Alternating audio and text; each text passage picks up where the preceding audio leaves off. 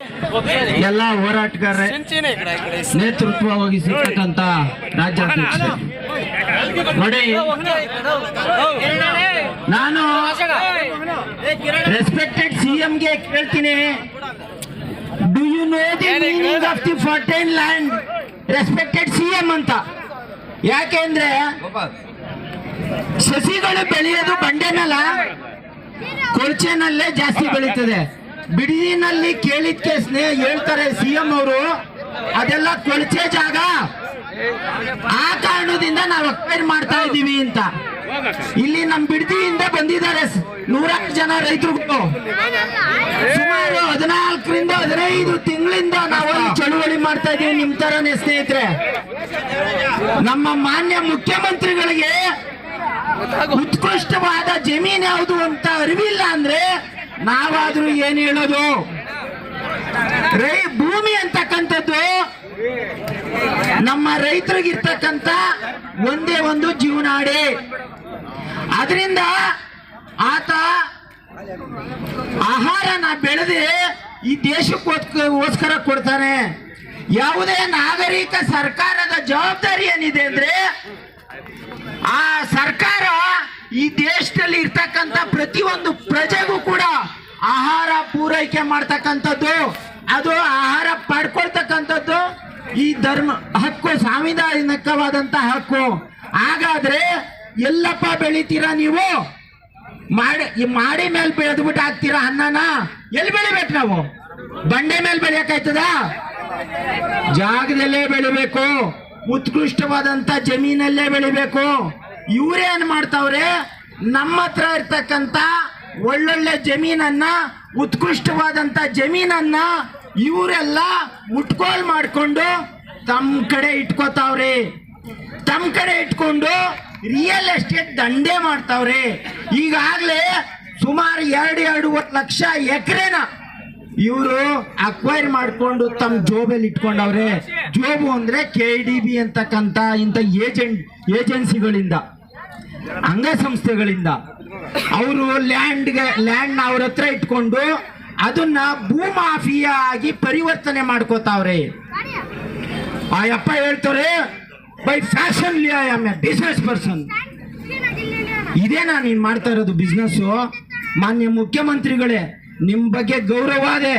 ಇನ್ಮೇಲಾದ್ರೂ ನೀವೇನು ಅಕ್ವೈರ್ಗೆ ನೋಟಿಫಿಕೇಶನ್ ಮಾಡಿದ್ದೀರಾ ಅದನ್ನ ವಿತ್ಡ್ರಾ ಮಾಡಿ.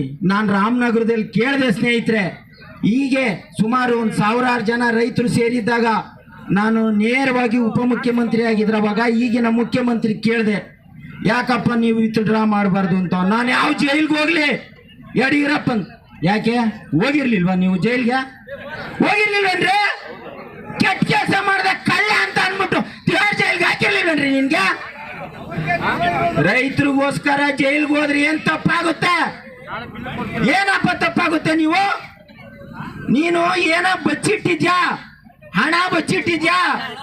ಚಿನ್ನ ಬಚ್ಚಿಟ್ಟಿದ್ಯಾ ಅಂತ ಹೇಳಿ ನಿನ್ನ ತಿಹಾರ್ ಜೈಲ್ಗೆ ಹಾಕಿದ್ರಲ್ಲ ರೆಸ್ಪೆಕ್ಟೆಡ್ ಸಿಎಂ. ನಿನ್ನ ರೈತರಿಗೋಸ್ಕರ ನೀನು ಡಿನೋಟಿಫೈ ಮಾಡಿ ಜೈಲ್ಗೆ ಹೋಗಿದ್ದೆ ಆದ್ರೆ ನೀವೆಲ್ಲ ಅವ್ರಿಗೆ ಸ್ವಾಗತ ಕೋರಲ್ವಾ? ಮತ್ತೆ ನೀನ್ ಕಳ್ತನ ಮಾಡಿ ಲೂಟಿ ಮಾಡಿ ಜೈಲ್ಗೆ ಹೋಗಿದ್ನ ಬಂದು ನಮ್ಮಂದೆ ಹೇಳ್ಬೇಕಾ? ಇದೇ ಭಾಷೆನಲ್ಲಿ ನಾನು ಅವ್ರಿಗೆ ಕೇಳಿದ್ದೀನಿ. ಇದೇ ರಾಮನಗರ ಜಿಲ್ಲಾಧಿಕಾರಿ ಕಚೇರಿ ಮುಂದೆ ನಡೆದಂತ ಸಭೆಯಲ್ಲಿ ನೀವು ಏನೇನೋ ಮಾಡಿ ಜೈಲ್ಗೆ ಹೋಗ್ತಿರಲ್ಲ ಮಾನ್ಯ ಮುಖ್ಯಮಂತ್ರಿಗಳೇ, ರೈತರಿಗೋಸ್ಕರ ಹೋದ್ರೆ ತಪ್ಪೇನು? ಹಿಂದೆ ತುರ್ತು ಪರಿಸ್ಥಿತಿನಲ್ಲಿ ಅನೇಕ ನಾಯಕರು ಜೈಲ್ಗೆ ಹೋಗಿದ್ರು. ಹೋರಾಟವಾಗಿ ನಂಜುಂಡಸ್ವಾಮಿ ಅವರು ಅನೇಕ ಸತಿ ಹೋಗಿದ್ರು. ಕೋಡಿಹಳ್ಳಿ ಚಂದ್ರಶೇಖರ್ ಅವರು ಸುಮಾರು 40-45 ವರ್ಷದಿಂದ ಚಳುವಳಿನಲ್ಲಿ ಅನೇಕ ಬಾರಿ ಜೈಲ್ಗೆ ಹೋಗಿ ಬಂದಿದ್ದಾರೆ. ಏನಾದ್ರೂ ಕಪ್ಪು ಚುಕ್ಕೆ ಇದೆಯಾ? ಒಳ್ಳೆ ಕೆಲ್ಸಕ್ಕೋಸ್ಕರ ಸೆರೆಮನೆ ವಾಸ ಆದ್ರೆ ಏನ್ ತಪ್ಪಾಗಲ್ಲ. ದಯಮಾಡಿ ನೀವೇನ್ ನೋಟಿಫಿಕೇಶನ್ ಮಾಡಿದೀರಾ ಇವೆಲ್ಲ ಕೂಡಲೇ ವಿತ್ಡ್ರಾ ಮಾಡಿ. ನಮ್ಮ ಜಂಗಮ ಕೋಟೆ ಏನು ಸುಮಾರು ಜಮೀನು ಅಕ್ವೈರಿಂಗ್ ನೋಟಿಫಿಕೇಶನ್ ಆಗದೆ ಸಂಪೂರ್ಣವಾಗಿ ವಿತ್ಡ್ರಾ ಮಾಡಬೇಕು, ವಾಪಸ್ ಬಿಡಬೇಕು ಅಂತಕ್ಕಂಥ ಒತ್ತಾಯ ಮಾಡ್ತೀವಿ. ಹಾಗೇನೇನೆ 9,600 ಎಕರೆ ಬಿಡದಿನಲ್ಲಾಗಿತ್ತು, ಈಗೇನು 7,420 ಎಕರೆ ಮಾಡಕ್ ಹೊರಟಿದ್ದೀರಾ. ಅದನ್ನು ಕೂಡ ನೀವು ಏನ್ 6-1 ಮಾಡ್ದೇನೆ ಕೂಡ್ಲೆ CM ಪಟ್ಟಕ್ಕೇರಿದ್ದೀರಾ. ನಿನ್ನ ಗೌರವ ಏನನ್ನ ಇದ್ರೆ ಮಾನ್ಯ ಮುಖ್ಯಮಂತ್ರಿಗಳೇ, ಕೂಡ್ಲೆ ಅದನ್ನು ಕೂಡ ವಿತ್ಡ್ರಾ ಮಾಡಿ. ಈ ಅನವಶ್ಯಕವಾಗಿ ಏನು ರಾಜ್ಯದಲ್ಲಿ ನೋಟಿಫಿಕೇಶನ್ ಮಾಡಿದ್ದೀರಾ ಅವನ್ನೆಲ್ಲ ವಿತ್ಡ್ರಾ ಮಾಡಿ ರೈತರಿಗೆ ವಾಪಸ್ ಕೊಡಬೇಕು ಅಂತ ಒತ್ತಾಯ ಮಾಡ್ತಾ ನನ್ನ ಮಾತು ವಿರಾಮ ಕೊಡ್ತೀನಿ. ಕರ್ನಾಟಕ ರಾಜ್ಯ ರೈತ ಸಂಘಕ್ಕೆ, ರೈತರ ಹೋರಾಟಗಳಿಗೆ, ರೈತ ಮಕ್ಕಳಿಗೆ, ರೈತ ಎಲ್ಲ ಮಹಿಳೆಯರಿಗೆ, ಬೈರೇಗೌಡರಿಗೆ ಅಭಿನಂದನೆಗಳು. ಶ್ರೀ ಶ್ರೀ ಶ್ರೀ ಆನಂದ ಗುರೂಜಿ ಸ್ವಾಮೀಜಿ.